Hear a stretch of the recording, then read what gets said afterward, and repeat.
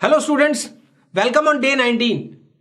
Today's second class of GOC part 2. Okay, कल हमने देखा था इंडक्टिव इफेक्ट, रेजोनेंस इफेक्ट और हाइपर कॉन्जुगेशन और उस पे बेस्ड कुछ एप्लीकेशंस, बाकी एप्लीकेशंस चलती रहेगी। अब सेकंड पार्ट में हम टाइप ऑफ रिएक्शंस भी ले लेंगे, न्यूक्लियोफाइल, इलेक्ट्रोफाइल, ये सब ले लेते हैं और इसके बाद फिर एसिडिक स्ट्रेंथ, बेसिक स्ट्रेंथ और स्टेबिलिटी ऑफ इंटरमीडिएट्स लेंगे, जिससे कि एक सेक्शन जीओसी का क्या हो जाएगा, कंप्लीट हो जाएगा। तो आज हम स्टार्ट कर रहे हैं जीओसी पार्ट 2। ये देखिए, सबसे पहले मैंने बताया न्यूक्लियोफाइल और इलेक्ट्रोफाइल्स के बारे में। ये रिएजेंट है, कुछ जो अटैकिंग रिएजेंट होते हैं वो किस तरह से काम करते हैं, कैसे होता है। तो न्यूक्लियोफाइल इलेक्ट्रॉन रिच होते हैं, आप जानते हैं जैसे, ठीक है। तो इलेक्ट्रोफाइल क्या होते हैं, इलेक्ट्रॉन डेफिशिएंट होते हैं। तो इलेक्ट्रॉन डेफिशिएंट होंगे वो क्या करेंगे, इलेक्ट्रॉन लविंग होंगे। Electrophile means what, electron loving. तो इलेक्ट्रॉन डेफिशिएंट होंगे तो इलेक्ट्रॉन्स की रिक्वायरमेंट होगी उन्हें, ठीक है। जबकि इसको क्या होगा, इलेक्ट्रॉन रिच है तो ये इलेक्ट्रॉन डेफिशिएंट प्लेसेस पे क्या करेंगे, अटैक करेंगे, और ये इलेक्ट्रॉन रिच प्लेसेस पे क्या करेंगे, अटैक करेंगे, ठीक है। कुछ एग्जांपल दिए गए हैं। इसमें एनायंस होता है, इसमें यहां लिखा है ऑपरेटर ने गलती से, कैटायंस होते हैं, जैसे X+NO2+ R+RCO+ एसाइल ग्रुप है, फील्ड क्राफ्ट में ये काम में आता है ना, तो ये सब लिखा है, ये क्या एनायंस हो गए। अब देखिए ये चीज बहुत इंपॉर्टेंट है, ये और ये दो चीज, LiAlH4 और NaBH4 रिड्यूसिंग एजेंट के रूप में तो आप इनको जानते ही हैं, लेकिन ये H- की वजह से किसका काम करते हैं, न्यूक्लियोफाइल का काम करते हैं। ध्यान रखना, कौन से स्पीसीज के कारण, H- के कारण। ऐसे देखो, ग्रिनार्ड रिएजेंट और फ्रैंकलिन रिएजेंट है, ये RMGX ग्रिनार्ड रिएजेंट है और R2ZN क्या है, फ्रैंकलिन रिएजेंट है। इन दोनों भी न्यूक्लियोफाइल होते हैं, किसकी वजह से, R- की वजह से।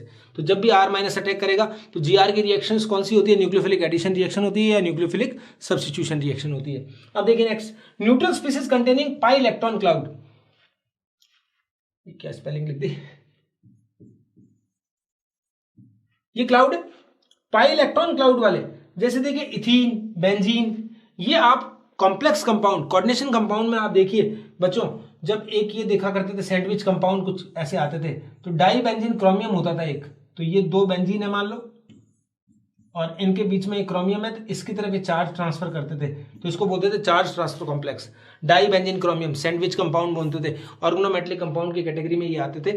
तो ये वहां इनको भी क्या मानेंगे, न्यूक्लियोफाइल, क्योंकि ये अपने इलेक्ट्रॉन्स किसकी तरफ ट्रांसफर कर रहे हैं, जिससे क्या होगा, इनका डबल बॉन्ड कैरेक्टर कम होगा, सिंगल बॉन्ड कैरेक्टर बढ़ेगा, जिससे कि बॉन्ड लेंथ जो होती थी वो क्या होती थी, इंक्रीज करती थी। तो कॉम्प्लेक्स कंपाउंड में इसको हम देखेंगे।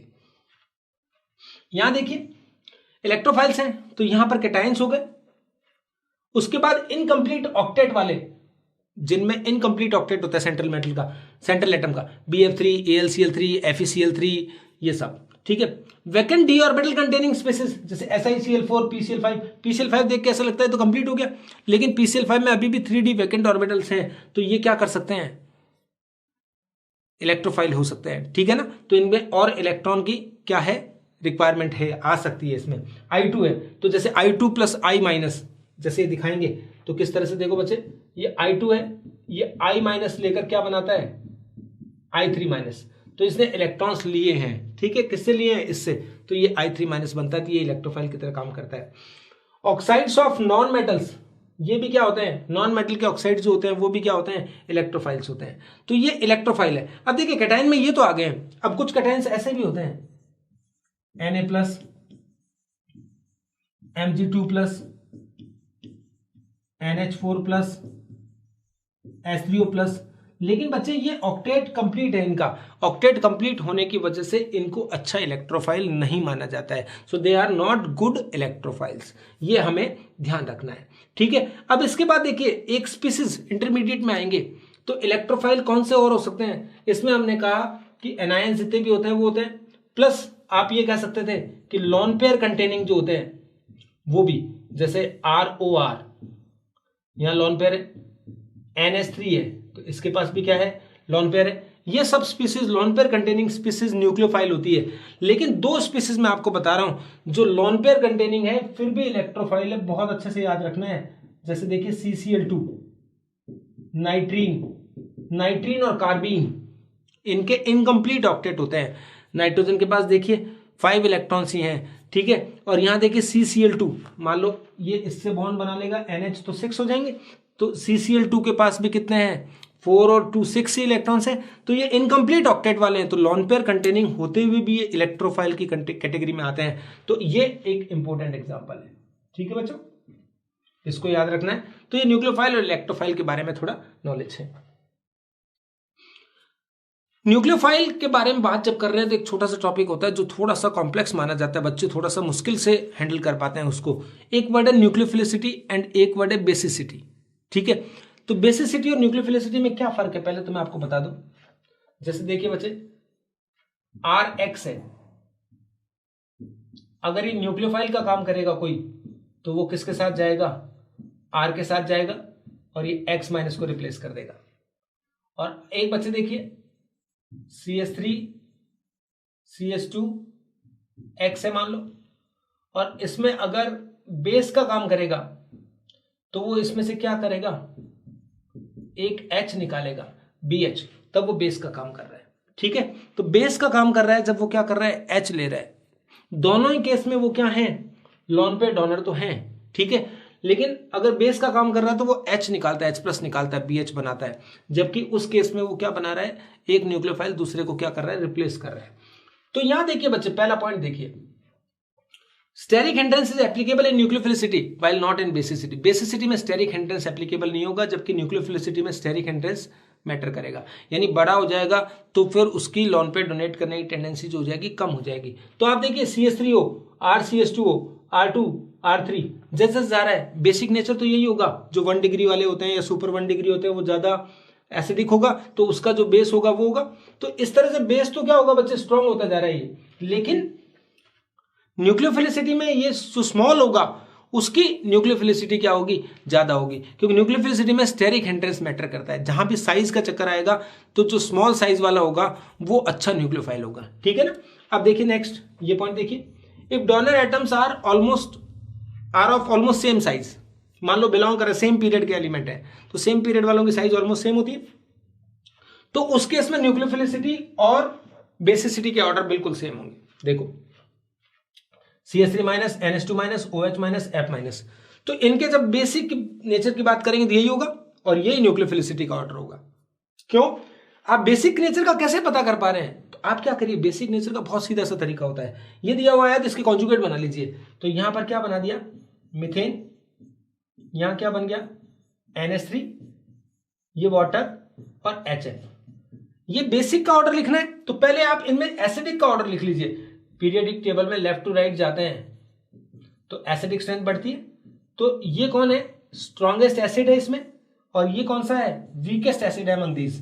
तो जो वीकेस्ट एसिड होगा उसका कॉन्जुगेट जो होगा वो क्या होगा, स्ट्रॉन्गेस्ट बेस होगा। यही रूल होता है, जो वीकेस्ट एसिड होता है उसका कॉन्जुगेट स्ट्रॉन्गेस्ट बेस होता है, और जो वीकेस्ट बेस है उसका कॉन्जुगेट स्ट्रॉन्गेस्ट एसिड होता है।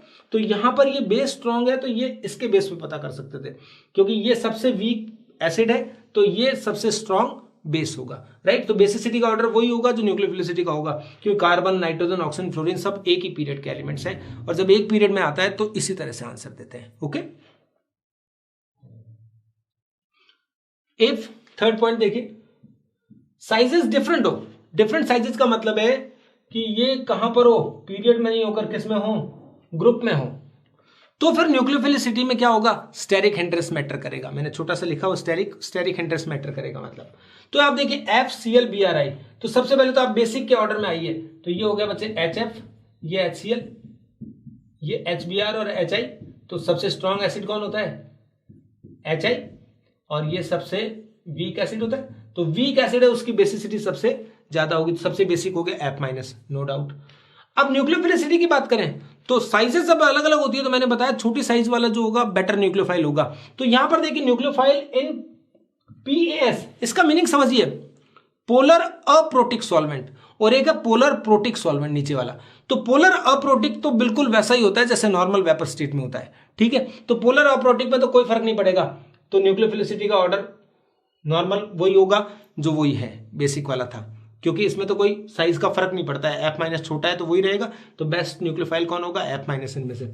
लेकिन पोलर प्रोटिक सॉल्वेंट आप ध्यान दीजिए, जैसे मैंने बताया था आपको, एक्वस सॉल्यूशन में आयंस की साइज अपोजिट हो जाती है। पीरियोडिक टेबल पढ़ा था ना हमने, lithium plus, sodium plus, potassium plus, तो साइज होती है लिथियम सबसे छोटा, फिर सोडियम, फिर पोटेशियम प्लस। लेकिन एक्वा सॉल्यूशन में जो सबसे छोटा होता है वो सबसे बड़ा हो जाता है, उल्टा हो जाता था ना, तो यहाँ भी वही है। तो पोलर प्रोटिक में जो सबसे छोटा हो जाएगा वो कौन हो जाएगा, I-, तो ये वाला न्यूक्लियोफाइल बेटर होगा। समझ में आ गया, क्योंकि जिसकी साइज छोटी होगी वो होगा। तो जो I- जो बड़ा है वो सबसे छोटा हो गया, F- जो सबसे छोटा था वो बड़ा हो गया। तो पोलर प्रोटिक में उल्टा हो जाएगा। बाकी आपको ध्यान देना, न्यूक्लियोफिलिसिटी में आपको साइज से देना है। जब साइज में डिफरेंस हो तो छोटी साइज वाला बेटर न्यूक्लियोफाइल होता है। ओके, एक देखो, anionic donor atom is better nucleophile than neutral donor atom. अब देखिए वाटर है, एक तो वाटर में लॉन पेयर है, डोनर है, OH- है, तो OH- बेटर है। ROH से बेटर कौन है, OR-। तो जब एक जैसे हो तो एनायन वाले न्यूट्रल से ज्यादा बेटर न्यूक्लियोफाइल होते हैं। तो ये कभी कभार इन पे क्वेश्चन आते हैं, किसकी न्यूक्लियोफिलिसिटी ज्यादा है, कौन बेटर न्यूक्लियोफाइल है, कौन बेटर बेस है, तो उसके बेस पे आप आराम से आंसर कर सकते हैं। न्यूक्लियोफाइल में एक वर्ड और सुन लीजिए, ये भी यूज आता है, एम्बिडेंट न्यूक्लियोफाइल। जैसे कॉम्प्लेक्सेस में एम्बिडेंट लिगेंड होते हैं, वैसे एम्बिडेंट न्यूक्लियोफाइल होते हैं, Cn- और Nc-। तो यहां डोनर एटम C है और यहां Nc है, समझ में आ गया ना। और यहां पर नाइट्रो में N डोनेटिंग साइट है और नाइट्राइटो में क्या है, O डोनेटिंग साइट है। तो ये फर्क है। ये रिएक्शंस आप SN रिएक्शन में देखते हो, न्यूक्लियोफिलिक सब्स्टिट्यूशन रिएक्शन होती है, जो एल्काइल हैलाइड वाला चैप्टर है उसमें RCl को KCN से रिएक्शन कराते हैं तब तो साइनाइड बनता है, लेकिन AgCN से कराते हैं तो आइसोसाइनाइड बनता है। कॉन्सेप्ट याद है ना कि ये वाला कैसा कंपाउंड होता है, आयनिक होता है। तो ये पहले क्या दे देगा, K+ और Cn- अब ब्रेक हो जाएगा, Cn- रेजोनेंस दिखाकर अपन कहते हैं C और N दोनों डोनर है, लेकिन कार्बन कार्बन बॉन्ड ज्यादा स्ट्रॉन्ग होता है थर्मोडायनेमिकली, तो साइनाइड बनता है। जबकि ये कैसा कंपाउंड है, कोवेलेंट, और जब कोवेलेंट होते हैं तब क्या होता है, ब्रेक तो होगा नहीं। तो फिर ये किस तरह से होगा, ऐसे देखो बच्चों, R+ है तो फिर N पे ही डोनर है बस खाली, तो इस तरह से होता है। तो ये लॉन पेयर इस तरह से देता है, तो ये क्या बनाता है बच्चों, RNC।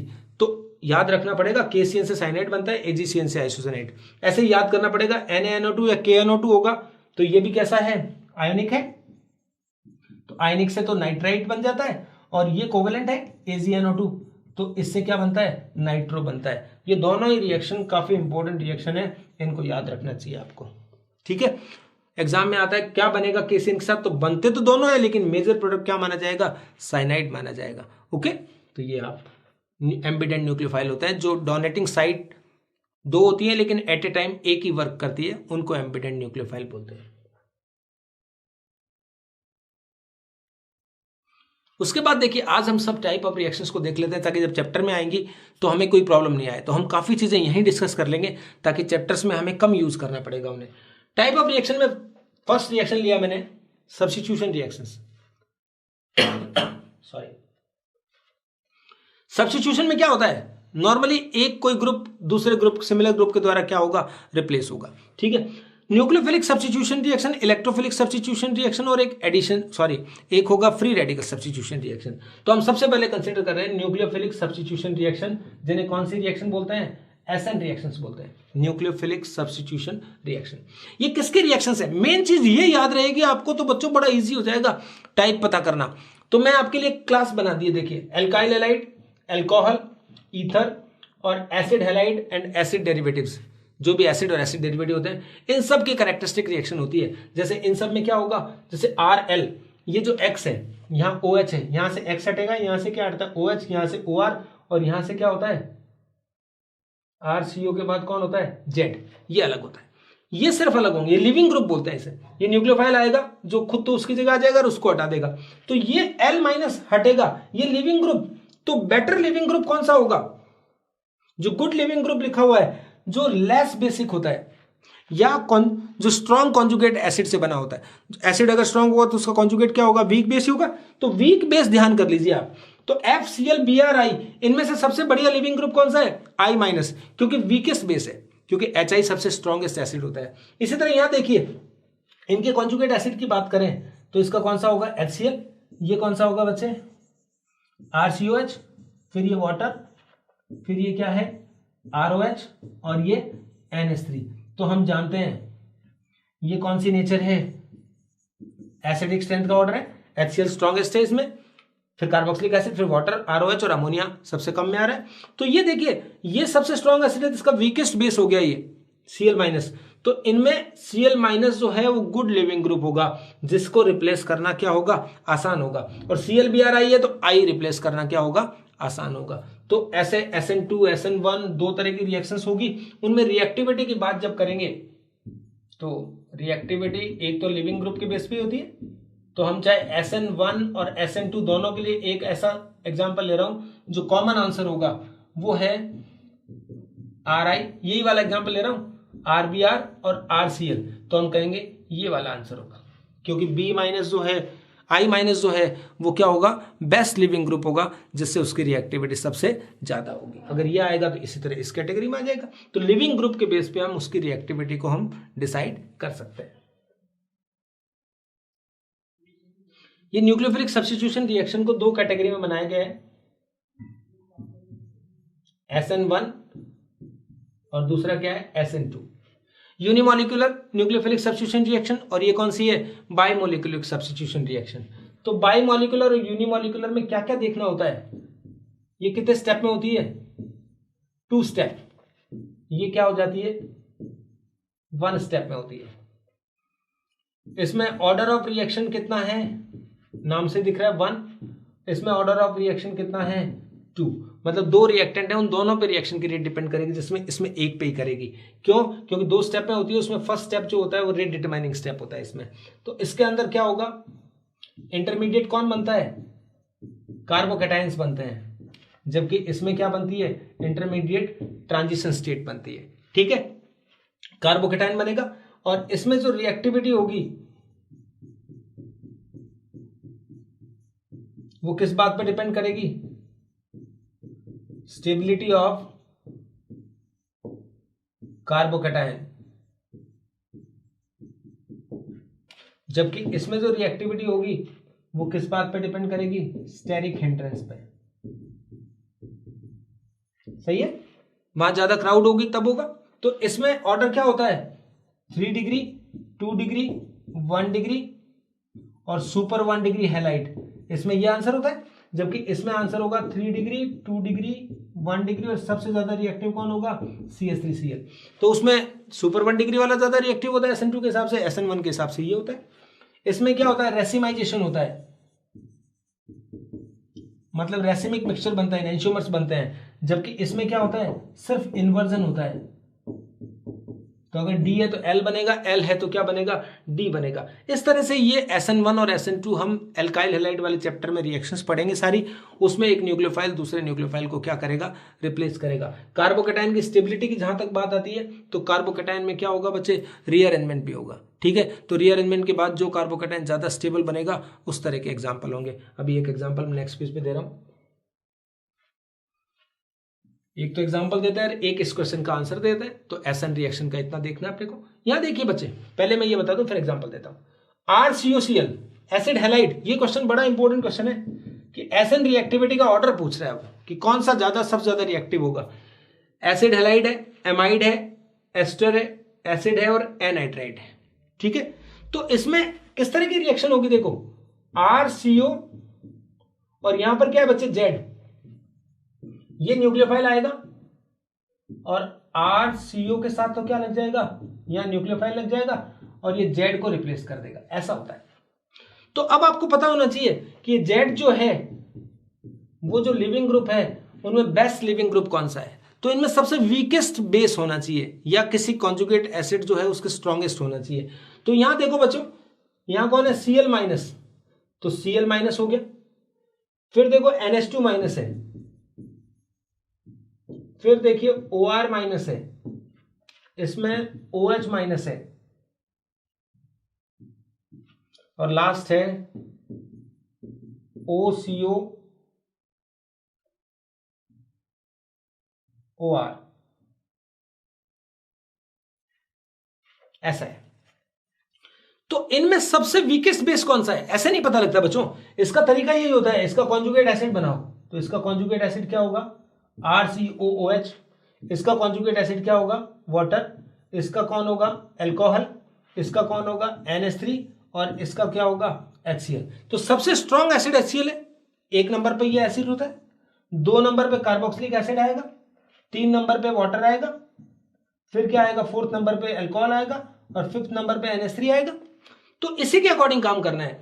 फर्स्ट कौन हो गया, Cl माइनस, तो सबसे ज्यादा रिएक्टिविटी किसकी हो गई, एसिड हैलाइड की, तो हमने लिख दिया सबसे ज्यादा रिएक्टिव कौन होगा, एसिड हैलाइड। 2 नंबर पे कौन आएगा, एनहाइड्राइड, जिससे एसिड बन रहा है, देखो ये एनहाइड्राइड आ गया। 3 नंबर पे कौन आएगा, वाटर, जिससे बन रहा है, वाटर किससे बन रहा है, इससे ना, यानी कार्बोक्सिलिक एसिड। फिर 4 नंबर पे कौन आएगा, एस्टर, जिससे अल्कोहल बन रहा है। और लास्ट में कौन आएगा, सबसे कम रिएक्टिव जो होगा वो होगा बच्चे कौन, एमाइड। तो ये लॉजिकल ढंग से करा है। जनरली स्कूल्स में या कॉम्पिटिटिव वे में जब पढ़ाया जाता है तो याद करने के लिए बोला जाता है, याद कर लो, और याद करने में कंपल्सरीली एक आधा इधर उधर हो जाता है। लेकिन इस तरह से सीखेंगे कि कौन बेटर लिविंग ग्रुप है, उसके अकॉर्डिंग रिएक्टिविटी देखेंगे। तो acid halide is the most reactive and amide is the least reactive compound among these. तो ये आराम से हम पता कर सकते थे। अब देखिए कार्बोकैटायन की वाली बात कर रहे थे, मैं बता रहा था आपको। तो देखो बच्चे, RCH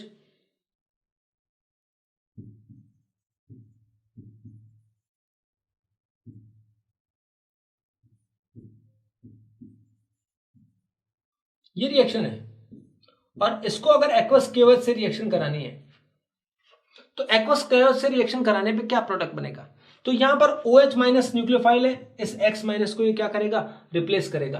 तो इस पे यहां पर क्या जुड़ जाना चाहिए था, यहां प्लस आता था, यहां पे OH जुड़ जाना चाहिए, लेकिन इसका जो प्रोडक्ट होगा वो क्या होगा बच्चे,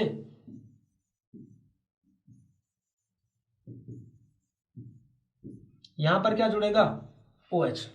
ये ऐसा क्यों हुआ है, ऐसा इसलिए हुआ है बच्चों क्योंकि इसमें पहले कार्बोकैटायन बनेगा, कार्बोकैटायन बनेगा तो यहां प्लस आएगा, यहां जब प्लस आ गया तो इस प्लस को स्टेबलाइज करने के लिए हाइड्राइड शिफ्ट होगा, तो ये प्लस यहां के बजाय इस पे आ जाएगा, तो ये टर्सरी हो जाएगा।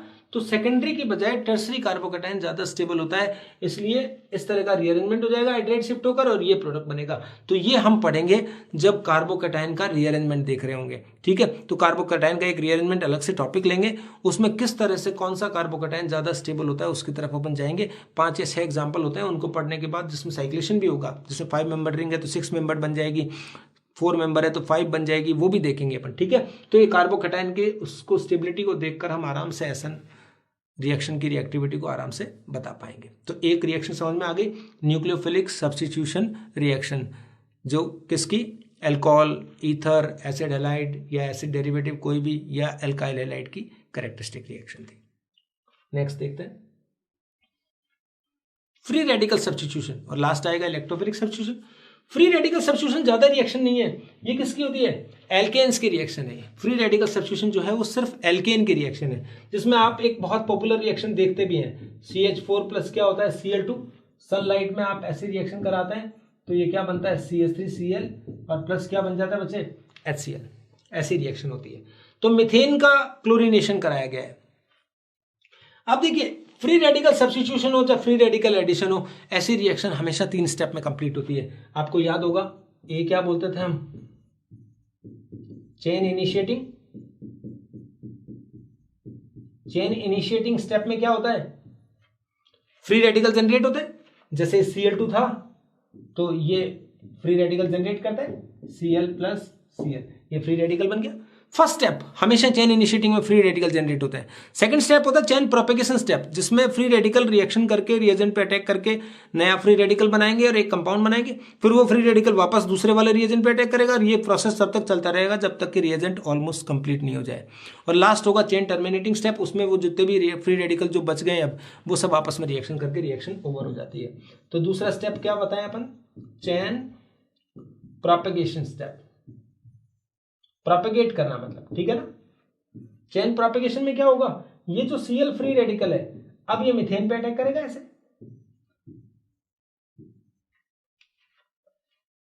तो CH3 फ्री रेडिकल बनाता है, H इसमें से निकाल कर क्या बना दिया, Cl, HCl बन गया। इसमें छोटा चीज उसके साथ जाएगी, क्यों स्मॉल फ्री रेडिकल बनाना थोड़ा ज्यादा एंडोथर्मिक प्रोसेस होता है। तो ये इसका फर्स्ट स्टेप है। इसका सेकंड स्टेप क्या होगा, अब ये CH3 फ्री रेडिकल, जो दूसरा रिएजेंट कौन है वापस से, क्लोरीन। भाई देखो इसका फ्री रेडिकल इस पर, इसका फ्री रेडिकल इस पर अटैक करता है हमेशा, तो इससे कंपाउंड क्या बन जाता है, CH3Cl, और वापस से Cl फ्री रेडिकल बन गया। ये Cl free radical first step में वापस से रिएक्शन करके वही CH3 फ्री रेडिकल, ये फिर वापस, तो ये step over and again repeat होता रहता है, तो इसको बोलते हैं चेन प्रोपेगेट हो रही है, चेन प्रोपेगेशन स्टेप है ये, राइट। और लास्ट स्टेप क्या आएगा, chain terminating step. Chain terminating में क्या होगा बच्चे, कौन कौन से फ्री रेडिकल है, जैसे एक Cl था वो एक दूसरे Cl के साथ मिलकर Cl2 बना दिया, एक Cl है वो CH3 के साथ मिलकर CH3Cl बना दिया, CH3 और CH3 फ्री रेडिकल दोनों थे, ये भी मिल जाएंगे तो CH3 तो स्मॉल स्मॉल अमाउंट इनके भी बनते हैं। तो ये एक एल्केन की रिएक्शन है, और इसमें रिएक्टिविटी की जो बात करते थे तो उसमें ये ऑर्डर होता है बच्चों, F2Cl2 Br2 और क्या I2, ये रिएक्टिविटी होती है। और हाइड्रोजन की बात करें तो 3 डिग्री 2 डिग्री और 1 डिग्री हाइड्रोजन होता है, ठीक है। कैसे पता लगा बच्चों, अगर एल्केन इस तरह का है और उसका अगर हेलोजनेशन कराना है HNu, तो इसके अंदर 2 प्रोडक्ट होंगे, लेकिन जो मेजर प्रोडक्ट होगा वो ये वाला होगा 2 डिग्री, ठीक है, क्योंकि 1 डिग्री भी बनेगा 2 डिग्री भी बनेगा, लेकिन 3 डिग्री 2 डिग्री 1 डिग्री ये हाइड्रोजन की रिएक्टिविटी होती है। उसके बेस पे हम क्या कर सकते हैं बच्चों, आराम से ये बता सकते हैं कि कौन ज्यादा रिएक्टिव होगा।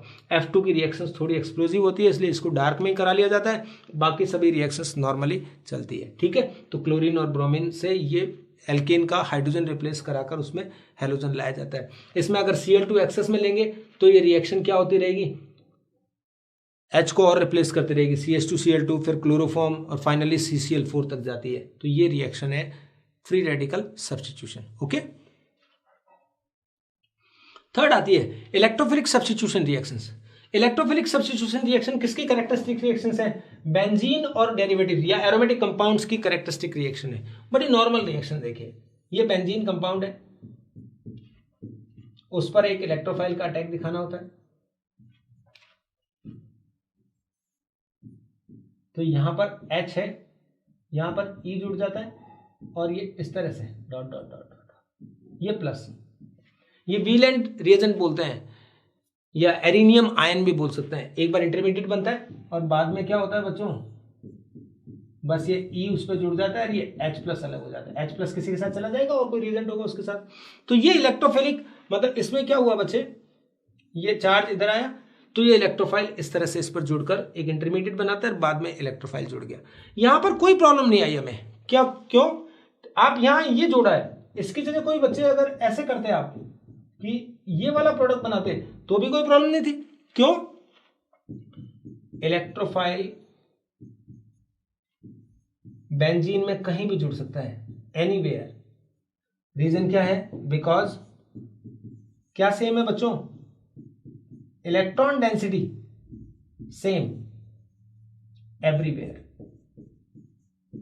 बेंजीन की 6 की 6 पोजीशन पर इलेक्ट्रॉन डेंसिटी बच्चों सेम है, तो कहीं पर भी अटैक करेगा कोई फर्क नहीं पड़ेगा। इसमें एक और बात बताता हूं आपको मैं, जैसे ये CH बॉन्ड ब्रेक हुआ है, ऐसे यहां D होता, यहां पे क्या होता, T होता, तो इन सब की रेट जो होती वो क्या होती, सेम होती, क्योंकि ये जो H हटने की जो रिएक्शन है, इसमें ये स्टेप जो होता है रेट डिटरमाइनिंग होता है, ये स्टेप जो होता है फास्ट होता है, तो ये रेट डिटरमाइनिंग स्टेप नहीं है, तो H अलग होना कोई टाइम टेकिंग प्रोसेस नहीं है। तो CH बॉन्ड हो, चाहे CD बॉन्ड हो, CT बॉन्ड हो, ये कोई भी फर्क नहीं पड़ता कि कौन सा बॉन्ड ब्रेक हो रहा है, जबकि इसमें ये बनाना जो होता है, जो इंटरमीडिएट बनता है, ये है रेट डिटरमाइनिंग स्टेप होता है, तो आपको थोड़ा ध्यान रखना है इसका। तो ये बेंजीन में कहीं भी जुड़ सकता था, लेकिन बच्चों अगर बेंजीन पर कोई ग्रुप पहले से अटैच्ड है, लेकिन जेड ग्रुप कोई अटैच है मान लो, देन वो डिसाइड करेगा कि electrophile will be attached at ortho और पैरा पोजीशन और मेटा पोजीशन। तो हम पढ़ते थे ना, ortho para directing, Meta directing, activating, deactivating, वो सब, तो वो बेंजीन में आता है, लेकिन मैं यही ले आया हूं आपके लिए, ठीक है। देखिए order of plus R and minus R मैंने थोड़े से लिख दिए हैं जो कभी काम आ सकते हैं। प्लस आर इफेक्ट सब जानते हो कौन होते हैं, इलेक्ट्रॉन डोनेटिंग ग्रुप है सारे के सारे, और माइनस आर वाले कौन होंगे, सारे के सारे इलेक्ट्रॉन विड्रॉइंग ग्रुप होंगे। तो ये एक ऑर्डर है इलेक्ट्रॉन विड्रॉइंग और इलेक्ट्रॉन डोनेटिंग वाला, ठीक है। तो इसमें बच्चों देखो क्या होगा, ये प्लस आर वाले क्या करते हैं, माइनस आर वाले क्या करते हैं, ये इलेक्ट्रॉन डोनेटिंग है, they donates their lone pair to benzene ring, benzene ring को ट्रांसफर करते हैं, जिससे बेंजीन की ऑर्थो और पैरा पोजीशन पे इलेक्ट्रॉन डेंसिटी इंक्रीज हो जाती है। जबकि ये वाले क्या करेंगे, they withdraw electron from benzene ring, so electron density decreases at ortho and para. तो दोनों ही केस में एक जना तो क्या करेगा, इनकी वजह से तो क्या होगा कि इलेक्ट्रॉन डेंसिटी क्या हो जाएगी, increases at ortho and para, और यहां पर क्या होगा, decreases at ortho and para. इनमें ऑर्थो पैरा पे इंक्रीज हो जाएगी, इसमें डिक्रीज हो जाएगी। तो अब जो इलेक्ट्रोफाइल का अटैक होगा उसमें इलेक्ट्रोफाइल के अटैक में क्या होगा बच्चों, पॉसिबिलिटी क्या हो जाएगी, ज्यादा हो जाएगी अगर एक्टिवेटिंग होगा तो, डीएक्टिवेटिंग होगा तो कम हो जाएगी। तो ऐसे देखो मैंने आपको पूरा डायरेक्टिंग इफेक्ट यहीं समझा दिया ताकि बेंजीन में वापस नहीं पढ़ना पड़ेगा हमें। Activating ortho and para directing effect समझो बेटे, ये प्लस आर वाले, प्लस एच वाले और प्लस आई वाले सारे के सारे क्या करते हैं, यही शो करते हैं, प्लस आर प्लस एच और प्लस आई, जितने भी इलेक्ट्रॉन विड्रॉइंग डोनेटिंग ग्रुप है उन सब का यही होता है, एक्सेप्ट हेलोजन। हेलोजन में भी वो एक बात नहीं है तो ऑर्थो पैरा डायरेक्टिंग, बट ये क्या होता है, इसको क्या मानते हैं, हेलोजन को डीएक्टिवेटिंग मानते हैं।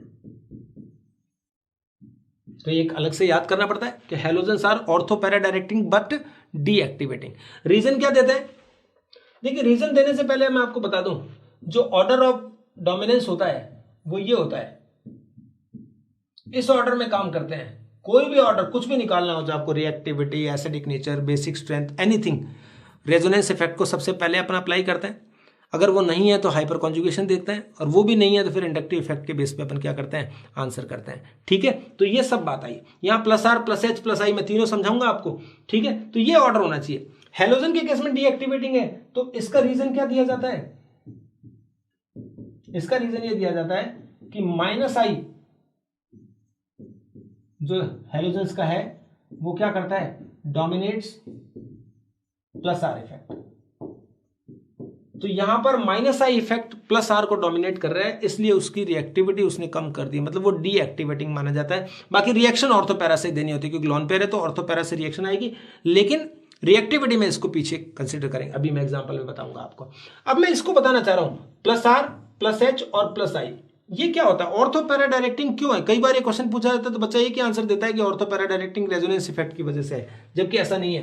देखो पहला क्वेश्चन लीजिए, जैसे मैंने यहां लिखा, ये बेंजीन रिंग है और इस पर ये OH है, यहां लोन पेयर है।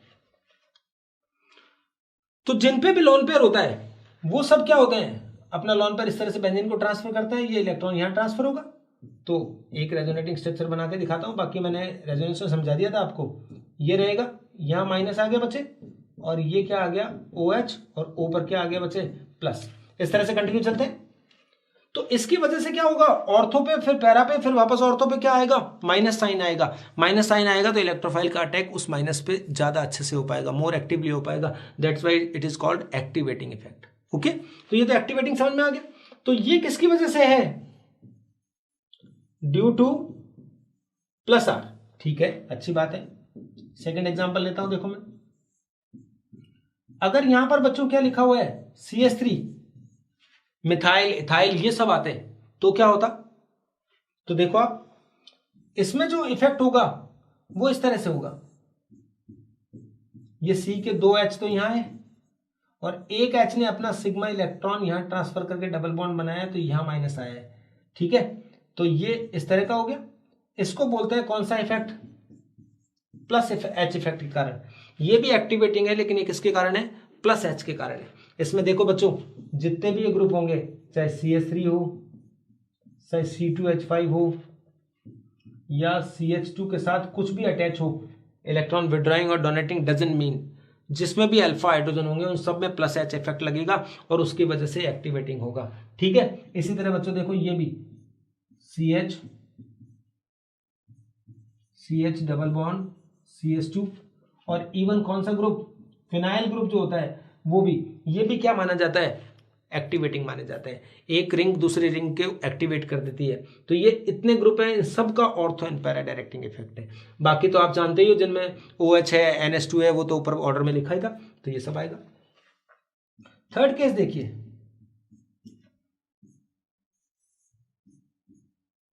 अब यहां पे ऐसा बेटा, और यहां क्या लिखा हुआ है CCH3 होल थ्राइस। अब देखिए बच्चों CCH3 होल थ्राइस, ना तो ये कार्बन है तो रेजोनेंस में पार्टिसिपेट करता है सेकंड पीरियड का है, और C के ऊपर 3 है CH3 है, इसका मतलब अल्फा हाइड्रोजन भी नहीं है तो H इफेक्ट भी नहीं है। लेकिन ये भी कैसा होता है, ortho and para directing activating है, लेकिन इसको लिखना पड़ेगा ड्यू टू कौन सा इफेक्ट, प्लस आई इफेक्ट। तो इसके प्लस आई इफेक्ट की वजह से एक ऐसा है एक्टिवेटिंग है। ओके, तो ये ऑर्थो पैरा डायरेक्टिंग क्यों है, प्लस आई से, एक प्लस एच से, दूसरा प्लस आर से। तो एग्जाम में आए कौन किसकी वजह से, तो हमें पता होना चाहिए, क्योंकि इसमें अल्फा हाइड्रोजन नहीं होगा तो हाइपर कॉन्जुगेशन नहीं होगा, और सेकंड पीरियड का इसलिए रेजोनेंस की पॉसिबिलिटी भी नहीं है क्योंकि कार्बन की वैलेंसी ज्यादा हो जाएगी। तो ये आपको ध्यान रखना था, ठीक है। डीएक्टिवेटिंग में क्या आएंगे, all minus R minus H minus I, तो ये सब बता दिए मैंने। कार्बन कंटेनिंग जितने भी फंक्शनल ग्रुप होते हैं COH COR सब जितने भी, वो सब के सब क्या हैं, डीएक्टिवेटिंग है। नाइट्रो है, सल्फोनिक एसिड है, COH है, CN है, COR है, मतलब सब, एमाइड, एस्टर आ गया, COCl etc, ये सब किसकी वजह से है, माइनस आर की वजह से मेटा डायरेक्टिंग है, डीएक्टिवेटिंग, क्योंकि विड्रॉ करते हैं इलेक्ट्रॉन, तो बेंजीन की ऑर्थो पैरा पोजीशन पे इलेक्ट्रॉन डेंसिटी कम हो जाएगी। तो एक तो पहला केस तो ये हो गया माइनस आर की वजह से। अब एक एग्जांपल और देता हूं मैं, मान लो CCl3 है या CF3 है, बेंजीन रिंग पर ये जुड़े होंगे, तो ये बचे होंगे किसकी वजह से, माइनस एच की वजह से मेटा डायरेक्टिंग होंगे, डीएक्टिवेटिंग होंगे। माइनस एच आप समझते हो किस तरह से दिखा देंगे इनमें, कल हाइपर कॉन्जुगेशन में दिखाया था आपको, ये नेगेटिव हाइपर कॉन्जुगेशन इस तरह से था, तो ये इलेक्ट्रॉन यहां आया तो ये इसने ले लिया जैसे, तो ये Cl पे माइनस आ गया, बॉन्ड नहीं दिखाएंगे, नो बॉन्ड रेजोनेंस तभी तो बोलते हैं, तो ये आ गया, यहां डबल बॉन्ड हो गया।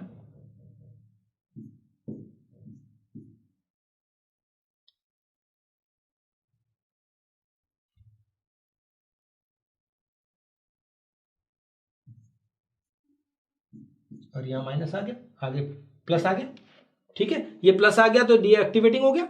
तो ये माइनस एच की वजह से, अगर कार्बन पर मोर इलेक्ट्रोनेगेटिव अटैच होंगे तब ऐसा होगा। लास्ट केस एक और लेते हैं, जैसे NH3 हो, कार्बन पर जुड़ा हो, या NR3, ये प्लस वाले जुड़े होते हैं, तो बच्चों देखो इसमें लिख देते हैं कुछ बुक्स प्लस आर, लेकिन नहीं, नाइट्रोजन और नाइट्रोजन ये सेकंड पीरियड का, तो रेजोनेंस तो कर ही नहीं सकते, तो ये किसकी वजह से होंगे, माइनस आई की वजह से। किसकी वजह से होंगे बच्चों, ये माइनस आई की वजह से मेटा डायरेक्टिंग होंगे।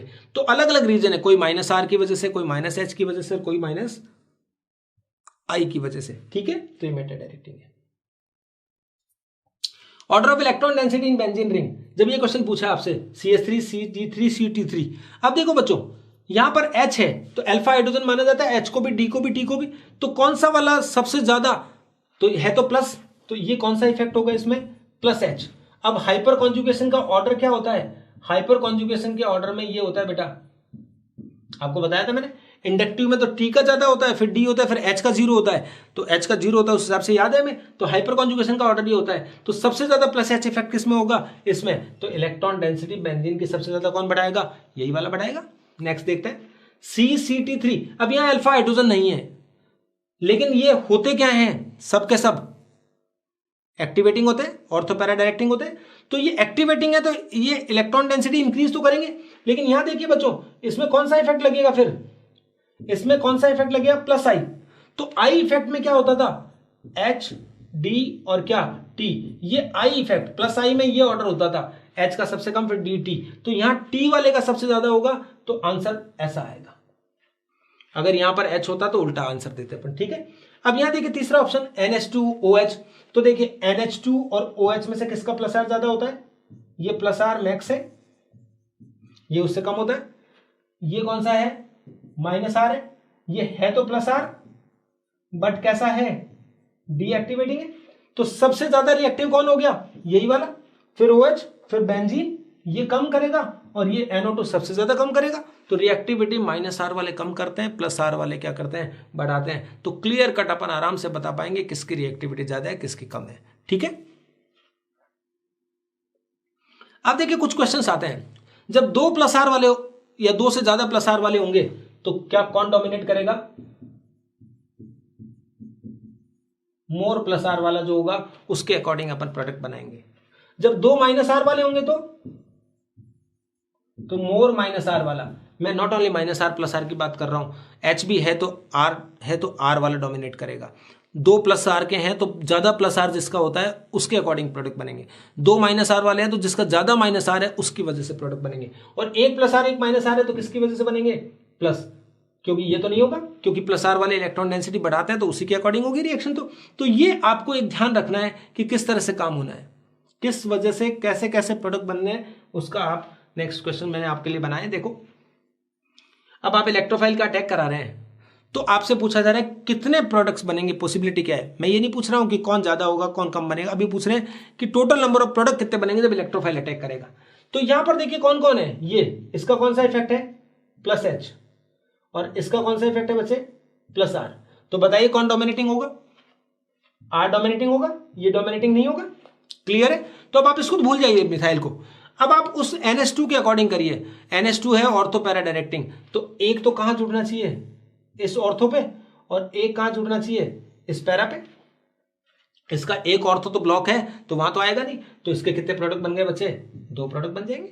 चलिए इस अब आप बताइए, सेम है वही प्लस एच, लेकिन इसका क्या होता है प्लस आर, और प्लस आर डोमिनेटिंग होता है।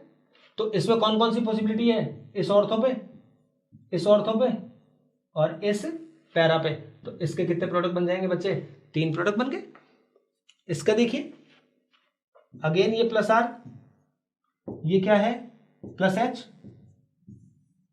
तो इसको ये डोमिनेटिंग होगा। तो इसके अकॉर्डिंग देखो बच्चे, एक ऑर्थो पैरा पोजीशन लॉक है, तो इसके भी कितने प्रोडक्ट्स हो गए? दो प्रोडक्ट्स बनेंगे।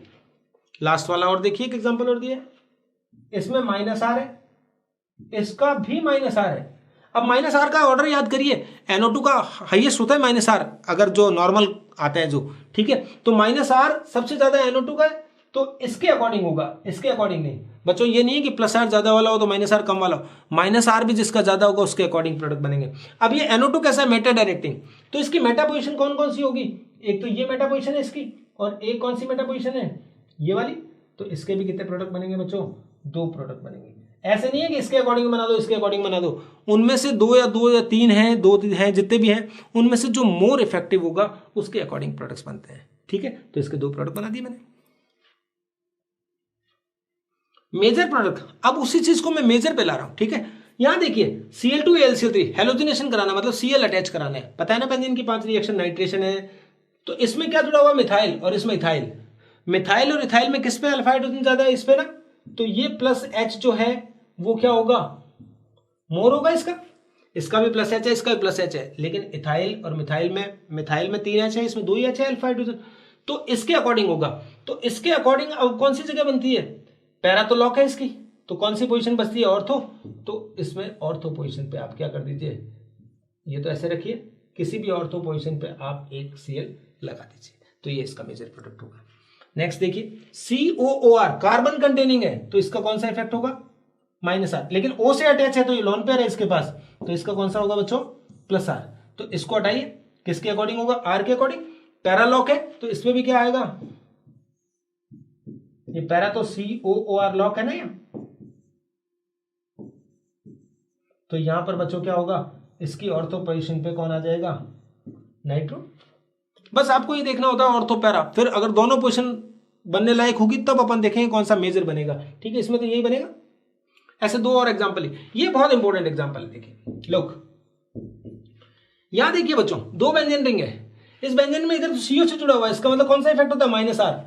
और यहां लॉन पेयर है तो इसमें कौन सा इफेक्ट होता है? Plus R. तो ये डोमिनेटिंग है, इसको छोड़िए, तो ये प्लस आर है, तो इस बेंजीन रिंग पर अटैच होगा, पता चल गया अपने को। अब इसमें दो पॉसिबिलिटी है, एक तो ऑर्थो और एक कौन सी? पैरा। तो कौन सी वाली पोजीशन पे लगेगा बच्चों? ऑब्वियसली पैरा पे, क्योंकि पैरा जो होते हैं वो क्या होते हैं? मेजर प्रोडक्ट होते हैं, क्योंकि उन पे स्टेरिक हिंड्रेंस वगैरह सब कम लगता है। तो यहां पर आप क्या करेंगे?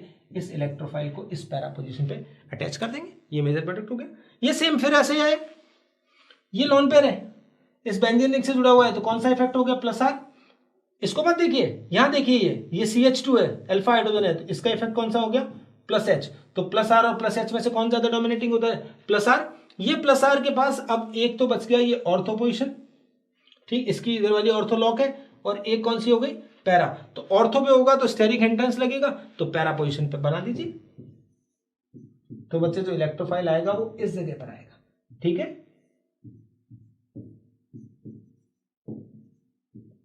ऐसा हो जाएगा, क्लियर है बिल्कुल। 2 एग्जांपल और ले लीजिए, बस फिर ये टॉपिक कंप्लीट हो गया। मेजर प्रोडक्ट बताना है, 2 बेंजीन रिंग है। तो देखिए बेंजीन रिंग में क्या करेंगे बच्चों, ये मान लो डबल बॉन्ड यहां है, तो एक डबल बॉन्ड यहां आएगा, तो इस डबल बॉन्ड को आगे मूव करा देगा। तो किसी भी पोजीशन पर क्या कर देंगे आप, इसमें 2 बेंजीन रिंग है तो बेंजीन रिंग को एक्टिवेट कर देते हैं, तो ये ऑर्थो और पैरा डायरेक्टिंग होती है ये भी। तो आप बेटर क्या है इसमें, जब 2 बेंजीन रिंग है तो उसके किसी भी पैरा, एक बेंजीन इधर या इधर, दोनों सेम है, तो कहीं भी एक पैरा पोजीशन पर लगा दीजिए, जिससे कि स्टेरिक भी कम रहेगा और मेजर प्रोडक्ट बन जाएगा। यहां देखिए ये बेंजीन रिंग पे ये कौन सा जुड़ा हुआ है, -R वाला, ये कौन सा जुड़ा हुआ है, +R वाला। तो डोमिनेटिंग ये होगा, ये नहीं होगा, तो +R के अकॉर्डिंग अपने को काम कराना है NH2, तो इसकी पैरा पोजीशन तो लॉक है, और तो 2 पोजीशन है बस अपने पास। तो देखो बच्चे, ये NO2, ये बेंजीन रिंग ऐसा था, ये दूसरा बेंजीन रिंग है, और यहाँ NH2, और इसकी किसी भी ऑर्थो पोजीशन पे, यहां पर या यहां पर, क्योंकि यहां पर पैरा पे तो लॉक है ना। इस तरह से मेजर प्रोडक्ट बनाकर हम आराम से बहुत अच्छे से क्वेश्चंस को बहुत कूल होकर काम कर सकते हैं। कोई डरने की जरूरत नहीं है, कौन ऑर्थो पैरा डायरेक्टिंग है, कौन मेटा डायरेक्टिंग है, ये पता होना चाहिए, और कौन डोमिनेटिंग है आपको ये डिसाइड करने का रूल मैंने आपको बता दिया है। तो ये सब रिएक्शंस आएंगी किसमें, इलेक्ट्रोफिलिक सब्स्टिट्यूशन रिएक्शंस में। एडिशन रिएक्शंस की बात करते हैं, तो एडिशन रिएक्शन में क्या आएगा, इलेक्ट्रोफिलिक एडिशन रिएक्शंस है। यहां देखिए MR क्या लिखा है मैंने, मार्कोनिकॉफ रूल, एल्कीन और एल्काइन, तो हर बच्चा जानता है RCH double bond CH2 plus, मान लो किसका अटैक कराना है, HBr का। तो मार्कोनिकॉफ ने ये कहा था कि जो नेगेटिव पार्ट होता है वो कहां जुड़ता है, जहां पर हाइड्रोजन लेस होता है। Negative part will be attached on the carbon atom having less number of hydrogen atom, ठीक है। किसके बेस पे चलता है, कि जब भी किसी पोलर कंपाउंड का अटैक हो रहा होगा, नॉट ओनली HBr, अगर वाटर होता तो OH यहां पर आता, कोई भी और ग्रुप होते तो माइनस वाला पार्ट जो होगा वो कम हाइड्रोजन वाले। लेकिन आजकल मॉडिफाइड बना दिया गया है। मॉडिफाइड में क्या होता है, ये जो नेगेटिव पार्ट होता है, नेगेटिव पार्ट का मतलब हो गया न्यूक्लियोफाइल, ये कहां पर अटैच होता है, मोर स्टेबल कार्बोकेटाइन पर। किस पे अटैच होता है, मोर स्टेबल कार्बोकेटाइन पे, क्योंकि इसका मैकेनिज्म इस तरह का होता है बच्चों, जब ये HBr अटैक करता है जिसमें से Br- तो निकल जाता है, और RCH CH3 यहां प्लस आता है, एक तो ये बनता है, और एक बच्चों इसमें अगर H यहां सेंटर में आ जाता तो प्लस कहां आता है, यहां पर। तो ये 1 डिग्री कार्बोकेटाइन है, और ये कौन सा है, 2 डिग्री। तो 2 डिग्री कार्बोकेटाइन जो होता है मोर स्टेबल होता है, तो इसको अपन इग्नोर करेंगे, और 2 डिग्री के ऊपर जब हम Br- लगाएंगे तो नेचुरल है कि माइनस वहीं जाएगा जहां पर क्या होता है, प्लस होता है। तो बड़ा सिंपल मैकेनिज्म होता है, और कई बार रीअरेंज होगा, रीअरेंज होकर भी आपको क्या करना पड़ेगा, आंसर बताना पड़ेगा। जैसे इलेक्ट्रोफिलिक एडिशन के अंदर मैं आपको एक रिएक्शन और बताता हूं, देखो आपको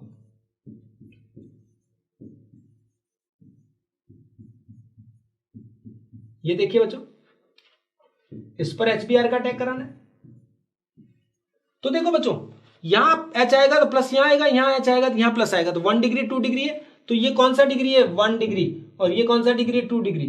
अब देखिए 2 डिग्री पे प्लस स्टेबल होगा, लेकिन 2 डिग्री के पास वाला कार्बन अगर 3 डिग्री है तो यहां से H शिफ्ट होकर हाइड्राइड शिफ्ट होकर यहां आ जाएगा। तो इसका प्रोडक्ट अभी मैंने आपको थोड़ी देर पहले बताया था कि इसमें रीअरेंजमेंट होता है, तो यहां पर Br आएगा, और ये बच्चों CH2 CH3 आएगा। हाइड्राइड शिफ्ट हुआ है वो सब ध्यान रहेगा ना अपने को, तो ये इस तरह से हाइड्राइड शिफ्ट करके एग्जांपल दिया है। इसी तरह एक एग्जांपल और देखो कि अगर यहां बेंजीन रिंग है और CH double bond CH CH3 है, इस पर HBr का अटैक कराना है, तो अब आप खुद देखिए बच्चों, बताओ इस पर प्लस ज्यादा स्टेबल होगा या इस पर ज्यादा स्टेबल होगा। यहां प्लस आएगा तो यहां H आएगा, तो ये 2 डिग्री बन गया, लेकिन यहां पर प्लस आया तो बेंजीन रिंग के साथ ये कौन सा कार्बोकेटाइन हो गया, बेंजाइल, जो कि क्या होता है, मोर स्टेबल होता है। तो यहां पर प्लस ज्यादा स्टेबल होगा, और यहां पर ज्यादा प्लस स्टेबल होगा तो बच्चों इस पर तो क्या आ जाएगा, Br आ जाएगा और ये CH2 CH3 आ जाएगा। तो मार्कोनिकॉफ रूल थोड़ा मॉडिफाई हो गया है। अब ये कहते हैं कि negative part will be attached on more stable carbocation. तो मोर स्टेबल कार्बोकेटाइन बनाने के लिए रीअरेंजमेंट होगा, हाइड्राइड शिफ्ट होगा, फिनाइल शिफ्ट हो सकता है, मिथाइल शिफ्ट हो सकता है, या बॉन्ड शिफ्ट भी हो सकता है। ठीक है, तो वो आपको जब कार्बोकेटाइन का मैं आपको पूरा रीअरेंजमेंट बताऊंगा तो उसमें आपको पूरा बताऊंगा। Free radical addition reactions same इसी चैप्टर की है, एल्कीन और एल्काइन यही वापस देते हैं। एंटी मार्कोनिकॉफ, पेरोक्साइड इफेक्ट, या एक बोलते थे खरास इफेक्ट। इसमें क्या होता था बच्चे, जैसे RCH डबल बॉन्ड CH2 है, इसमें HBr का अटैक कराएंगे in the presence of any organic peroxide ROOR। तो ये क्या होता है बच्चे, RCH2 CH2Br, इस तरह से होता है। यहां पर वही बात है, यहां नेगेटिव पार्ट वहां जाता है जहां हाइड्रोजन क्या होता है, मोर होते हैं। ये तो एंटी मार्कोनिकॉफ रूल हो गया, पेरोक्साइड की प्रेजेंस में ऐसा होता है। ये फ्री रेडिकल मैकेनिज्म है, तो फ्री रेडिकल मैकेनिज्म में वही सब चलेगा बच्चे। फर्स्ट क्या होगा, chain initiating step. Chain initiating step में क्या होगा, ROOR सबसे पहले ब्रेक होकर क्या बनाता है, OR फ्री रेडिकल बनाता है, and this OR free radical attacks on HBr। तो बच्चों ये तो खुद तो कंपाउंड बनाता है ROH, और Br फ्री रेडिकल बना दिया। ये दो स्टेप होते हैं चेन इनिशिएटिंग स्टेप में। फ्री रेडिकल में हमेशा ही वो स्टेप काम करेंगे, chain initiating, chain propagation, chain terminating. तो सेकंड स्टेप में क्या आएगा, चेन प्रोपेगेट करेगी, जहां पे चेन प्रोपेगेशन स्टेप, उसमें देखो बच्चे अब ये Br फ्री रेडिकल है, ये किस पर अटैक करने वाला है, अब जो आपके पास एल्कीन या एल्काइन जो भी है उस पर। तो इसकी अगेन टू पॉसिबिलिटीज हैं, RCH, ये Br यहां आ जाए तो डॉट यहां फर्स्ट पे आएगा, और अगर Br कॉर्नर वाले पे आता है तो डॉट यहां पर आता है। तो ये कौन सा फ्री रेडिकल है, 2 डिग्री, और ये कौन सा फ्री रेडिकल है, 1 डिग्री। हमेशा मेजर प्रोडक्ट कौन सा होगा, 2 डिग्री वाला, क्योंकि कार्बोकेटाइन और फ्री रेडिकल की स्टेबिलिटी का ऑर्डर सेम होता है, कार्बेनाइन में अपोजिट होता है। तो ये फ्री रेडिकल मोर स्टेबल हो गया। अब आप देखिए बच्चों, अब आपके पास अब ये फ्री रेडिकल मोर स्टेबल बन चुका है, तो अब जब इसके ऊपर कौन सा, ये वाला जब वापस से फ्री रेडिकल किस पे अटैक करेगा, देखो Br फ्री रेडिकल इस पे अटैक करता है, वो किससे जनरेट हुआ था, HBr से। तो जब इससे जो फ्री रेडिकल जनरेट हुआ वो वापस HBr पे अटैक करेगा, और HBr पे अटैक करेगा बच्चों तो RH इसके साथ चला जाएगा, ये CH2Br, और वापस से एक Br फ्री रेडिकल बन जाएगा, और ये स्टेप वापस से रिपीट होते रहेंगे। तो इसका फर्स्ट स्टेप ये था और इसका सेकंड स्टेप ये था। ठीक है, तो ये फ्री रेडिकल वाला कॉन्सेप्ट वापस से वापस होता रहता है, और जब तक सारे रिएजेंट खत्म नहीं हो जाएंगे तब तक चलती रहेगी। और लास्ट स्टेप में क्या होगा, चेन टर्मिनेट हो जाएगी, जिसमें फ्री रेडिकल मिलकर रिएक्शन को खत्म कर देंगे। तो ये है एंटी मार्कोनिकॉफ रूल, इसकी बात। ठीक है, इसकी भी थोड़ी एप्लीकेशन के बारे में बात करते हैं। देखो एंटी मार्कोनिकॉफ रूल में क्या खास बात होती है,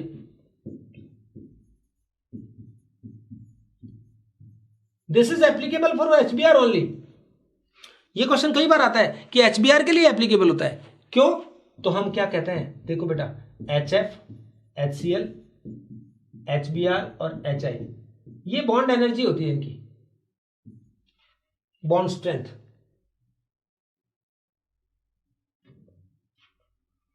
HCl, फिर HBr, और सबसे कम बॉन्ड स्ट्रेंथ किसकी है, तो इनकी तो क्या होता है, very high bond enthalpy. HF और HCl की बॉन्ड एंथैल्पी बहुत हाई है, तो फ्री रेडिकल से जब इनको काम कराते हैं तो बहुत हाईली एंडोथर्मिक रिएक्शन होती है जो हो नहीं पाती है। ठीक है, तो एक तो ये हो गया। लेकिन अब इसका नहीं कह पाएंगे अपन, HI तो फिर HBr से भी इजीली ब्रेक होना चाहिए, सही है। ये HI जो होता है वो OR इससे ब्रेक तो हो जाता है, ROH और प्लस I फ्री रेडिकल बन भी जाता है, लेकिन due to very large size I free radical combine to another I free radical to form I2 instead of reaction addition reaction. Okay, तो ये I2 बनाना ज्यादा प्रेफर करता है, इसलिए HI भी काम नहीं करता है। तो ये रिएक्शन HBr के एडिशन के लिए ही हम अप्लाई करते हैं, ये अच्छे से अपने को ध्यान रखना है। ठीक है, तो अब देखो एग्जांपल देखो, अब वही एग्जांपल मैं वापस ले रहा हूं, बेंजीन वाला ही। अगर ये आए तो इसमें अगर HBr का एडिशन कराना है in the presence of ROOR, तो बच्चों देखो क्या होगा, यहां पर देखिए फ्री रेडिकल कौन सा, एक फ्री रेडिकल ये बनेगा, एक फ्री रेडिकल ये बनेगा, तो ये वाला फ्री रेडिकल ज्यादा स्टेबल होगा, तो फ्री रेडिकल ये स्टेबल होगा तो पहले ही Br जुड़ चुका होगा। ध्यान रखना, उल्टा सोचना है, वहां पर तो H जुड़ता था तो इसलिए H यहां आता था और ये यहां पर प्लस आकर वो Br माइनस के लिए जगह रखता था। अब Br फ्री रेडिकल अटैक कर रहा है, अभी प्रीवियस पेज में देखा ना हमने, देखो वापस देख लो, ये Br अटैक कर रहा है, तो Br जहां जाता है वहां उसके अदर वाले पर डॉट आता है, तो यहां Br आया तो यहां डॉट आया, तो इस वजह से अपने को यहां देखना है कि अगर डॉट यहां आ गया तो Br यहां आ चुका होगा, तो ये डॉट ये ज्यादा स्टेबल है, बाद में इस पे H आएगा, तो ध्यान रखना बच्चों इसका प्रोडक्ट क्या बनेगा, CH2 CH CH3 और Br। कहीं इसको ये मत सोच लेना गलत हो गया कि उसका ऐसे कैसे हो गया, तो यहां इनकी स्टेबिलिटी देखनी है, तो benzyl free radical as usual ज्यादा स्टेबल है इसलिए ऐसा होगा। तो ये था एंटी मार्कोनिकॉफ रूल और ये दूसरा एडिशन रिएक्शन हो गई थी। Nucleophilic addition reaction, nucleophilic addition reaction 12th के कार्बोनिल कंपाउंड की रिएक्शन होती है बेसिकली एल्डिहाइड कीटोन की। इनमें होता क्या है देखो, ये कार्बोनिल कंपाउंड है, यहां माइनस यहां प्लस, इस पर पहले कौन अटैक करता है, न्यूक्लियोफाइल, और वही क्या होता है, नेम से ही पता लगता है न्यूक्लियोफिलिक एडिशन रिएक्शन है तो रेट डिटरमाइनिंग स्टेप न्यूक्लियोफाइल का अटैक है, और इलेक्ट्रोफिलिक एडिशन रिएक्शन अभी पढ़ा था उसमें इलेक्ट्रोफाइल का अटैक पहले होता था तो वो रेट डिटरमाइनिंग स्टेप था।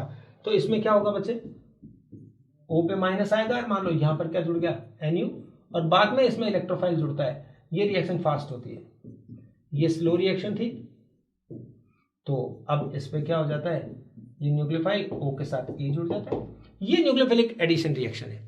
अब इसमें रिएक्टिविटी की बात करेंगे तो देखो बेटा न्यूक्लियोफाइल कहां अटैक कर रहा है, जहां पर प्लस ज्यादा है कार्बन पे अटैक कर रहा है, तो माइनस वाला प्लस वाले पे अटैक कर रहा है, so more the positive charge on that carbon atom more the reactivity. तो यही मैंने सिखाया है, इसमें कई बार बहुत बार क्वेश्चन आता है, ये टॉपिक बड़ा ही अच्छा है। देखिए reactivity, positive charge on carbon, तो और एक दो बातें आपको याद रखनी होती है, एलिफेटिक एरोमेटिक से ज्यादा रिएक्टिव होते हैं और एल्डिहाइड हमेशा कीटोन से। अगर ये दोनों कॉन्सेप्ट आए तो ये वाले को वेटेज देना है कि aldehydes are always more reactive than ketones. ठीक है, तो मैं आपको एक ऑर्डर देता हूं, देखो बच्चों, ये तो फॉर्मेल्डिहाइड, ये कोई भी हायर एल्डिहाइड, और ये कीटोन, ये तो नॉर्मल स्कूल लेवल पे आपने देखा हुआ है भाई। इस पर प्लस चार्ज क्या होता है, ये प्लस मैक्स है, इस पे ये इस आर का कौन सा इफेक्ट होता है, प्लस आई, जिससे ये प्लस क्या हो जाएगा, थोड़ा लेस हो जाएगा, और ये इसका भी प्लस आई, इसका भी प्लस आई, यहाँ दोनों का प्लस आई है, तो ये इसको इलेक्ट्रॉन देंगे तो ये प्लस जो होगा वो क्या हो जाएगा, लीस्ट हो जाएगा। तो जितना प्लस चार्ज कम होता जाएगा रिएक्टिविटी उतना ही कम होती जाएगी, तो हम कहते हैं formaldehyde is most reactive aldehyde, then higher aldehyde, then ketone, ऐसा होता था। अब मैं एरोमेटिक को भी साथ में लेता हूं, जैसे आप पहले देख लीजिए RCHO, और एक क्या चीज है, बेंजीन पे CHO है, तो एलिफेटिक ज्यादा रिएक्टिव होता है। कीटोन के केस में भी ऐसा है, लेकिन कंबाइंड आता है, अगर आप सुनिए तो हमने कहा HCHO, फिर क्या होता है बच्चों, RCHO, फिर क्या आएगा, ये बेंजल्डिहाइड, फिर आएगा कीटोन RCOR, फिर ये एसिटोफिनॉन आ सकता है, और फिर बेंजोफिनॉन आ सकता है। तो एरोमेटिक कम रिएक्टिव है एलिफेटिक से, लेकिन एलिफेटिक कीटोन और एरोमेटिक एल्डिहाइड, तो एल्डिहाइड ज्यादा, क्योंकि पहला कॉन्सेप्ट ये है कि aldehydes are more reactive than ketone. इसको कॉन्सेप्ट को पहले यूज करना है, तो इसको ध्यान रखना है, तो कोई गलती की कोई पॉसिबिलिटी है ही नहीं। बस एलिमिनेशन रिएक्शन, बस एलिमिनेशन रिएक्शन और एक लास्ट रीअरेंजमेंट रिएक्शन, इतना ही काम है आज का। फिर अपन आगे इंटरमीडिएट्स पर एसिडिक बेसिक नेचर पे काम करेंगे। अल्फा अल्फा या अल्फा एलिमिनेशन वेरी रेयर, कोई एक दो ही रिएक्शन है, जैसे आप क्लोरोफॉर्म होता है उसको बेस के साथ हीट करेंगे तो ये अल्फा एलिमिनेशन हो। अल्फा एलिमिनेशन का मतलब है कि हाइड्रोजन और हेलोजन दोनों ही एलिमिनेट होने वाली चीजें एक ही जगह से हो, तो ये CCl2 डॉट बनता है और इसमें से क्या निकल गया, HCl। ये बना है बच्चे कार्बीन, मैं इंटरमीडिएट में आपको बताऊंगा कि कार्बीन क्या होता है, कैसे इनके अंदर काम होता है। तो ये कार्बीन दो ही रिएक्शन में अपनी केमिस्ट्री में काम आ रही है, आपको पता होगा। एक तो कौन सी वाली रिएक्शन में, रीमटिमान में, और एक कौन सी, आइसोसाइनेट टेस्ट, जिसे कार्बिलमिन रिएक्शन भी बोलते हैं। इन दोनों रिएक्शन में कार्बीन जो होती है वो एक इंटरमीडिएट होती है, स्पीसीज होती है। तो आप ध्यान रखना, जब दोनों हाइड्रोजन और हेलोजन दोनों एक ही कार्बन से हटे, एक ही एटम से हटे, तो उसे बोलते हैं अल्फा एलिमिनेशन, जो बहुत रेयर है। दूसरा आएगा बीटा एलिमिनेशन, ये भी आपने पढ़ा हुआ है। बीटा एलिमिनेशन ये रिएक्शन होगी जैसे डिहाइड्रेशन हो सकता है,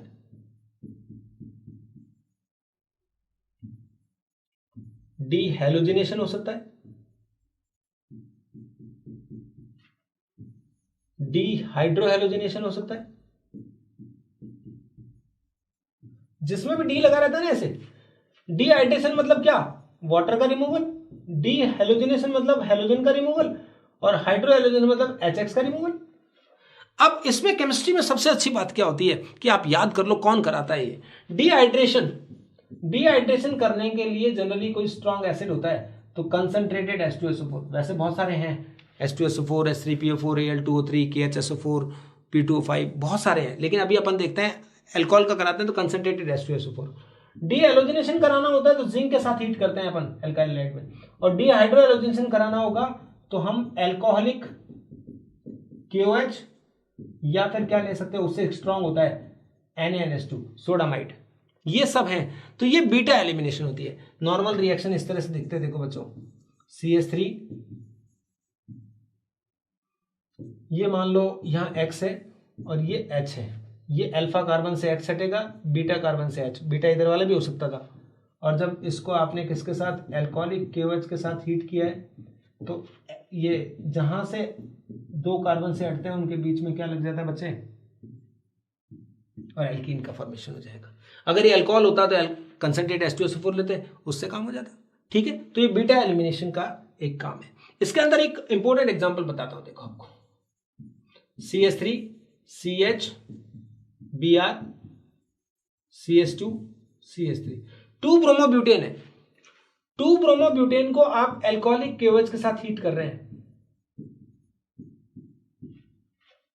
तो अब देखिए बच्चों, Br यहां से हटेगा, दिस इज अल्फा, तो this is alpha, then this is beta, और this is also beta, second carbon को बीटा बोलते हैं। ठीक है, तो एक H यहां से निकलेगा, तो पहली वाली एल्कीन की पॉसिबिलिटी क्या होगी, CH3 CH डबल बॉन्ड यहां आ जाएगा। और बच्चों अगर लेफ्ट हैंड साइड वाला काम आएगा H, तो ये बन जाएगा, ये 1 ब्यूटीन है और ये 2 ब्यूटीन है, तो 2 ब्यूटीन हम कहते हैं कि इसमें 81% बनता है। ये डेटा में याद होता है, ये होता है, यानी मेजर प्रोडक्ट कौन सा वाला हुआ, ये वाला। तो अभी 2 प्रोडक्ट हैं केमिस्ट्री में, अब इनके नाम पता होने चाहिए बेटा।